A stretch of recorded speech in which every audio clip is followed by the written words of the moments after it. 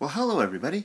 My goal for today was to head to Okitsu, Japan to try and locate the spot which may have inspired this woodblock print by the famous Japanese artist Hiroshige Ando. To get there I had to take the train to the station and then get out and walk through meandering streets until I came to this dead end. At the dead end I could get open over these metal stairs and climb up on the seawall where I could survey the river bottom as well as see the railroad tracks, the Tomei Expressway, and all kinds of good stuff. This hill in the distance there, I think, is the spot where the location where that print may have been made. So, but first I have to get over there. The best way seemed to be to simply step off the wall, trundle on down the down the side, and get onto the rocks below and find my way over. Certainly the way it was done in the old days, saying the wall, but in the old days there was no bridge over the river, and travelers had to cross by basically wading through the river.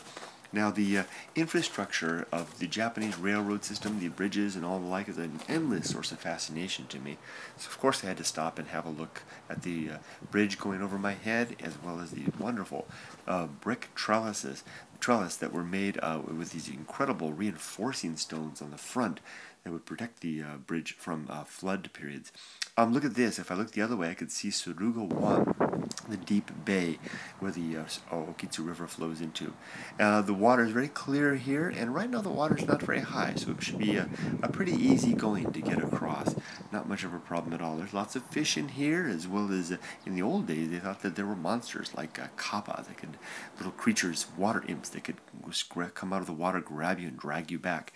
In the old days, travelers would stay at a hotel at the side of the river. This is a modern hotel, but when the river was flooded, there was no way across without a bridge, so they would stay at the side of the stay at a hotel at the side until the waters receded. For me, it's time for me to pull off my shoes and trudge through the water and get across to the other side.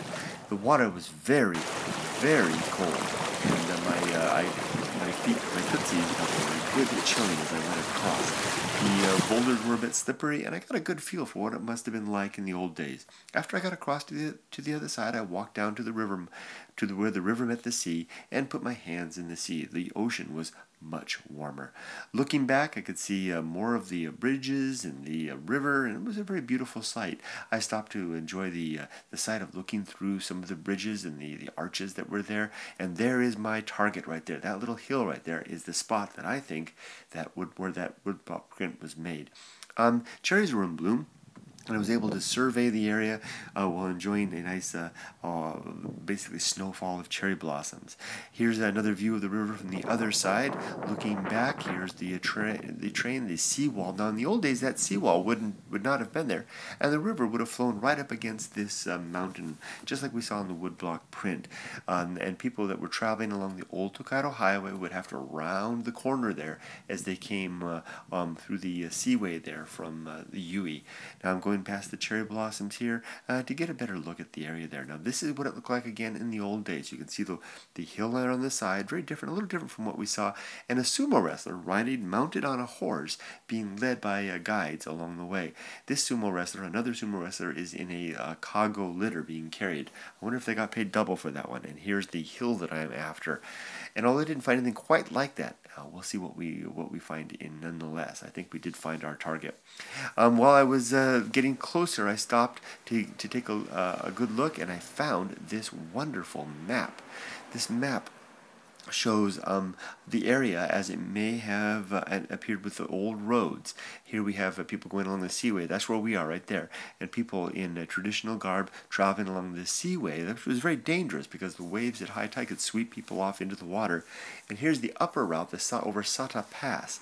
And in both routes were dangerous because the lower route had the ocean and the upper route had the bandits. Now there's the picture. They had the picture on the map, so I'm pretty sure this was the spot because it was actually indicated with the map. Now to know which little prominence off the hill was the one is the next trick. Now I found this just up the road a little further. It's a little monument. I can't read what it says, but it could be something that marks the spot. Certainly something happened here.